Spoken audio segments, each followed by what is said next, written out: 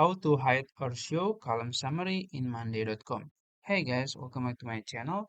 In this video, I'm going to show you step by step how to show or hide your column summary in Monday.com.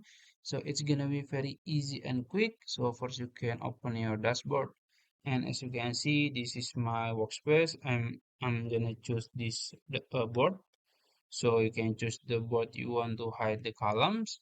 And as you can see, this is my board. And let's say I'm gonna scroll, and let's say I want to hide this one, the properties board.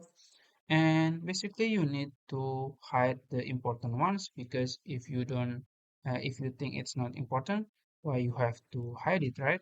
So let's say I want to hide this one, so I'm gonna just click this one, hide. As you can see, hide columns. And then as you can see, this is the check, and you just need to uncheck it. So let's say this one, properties board, you can uncheck it, and it's gone, it's hide. So if you want to, show it again, you can just click hide here, and you can just check it. So I think that's it. If you found this video helpful, please like this video and subscribe to my channel. Thank you.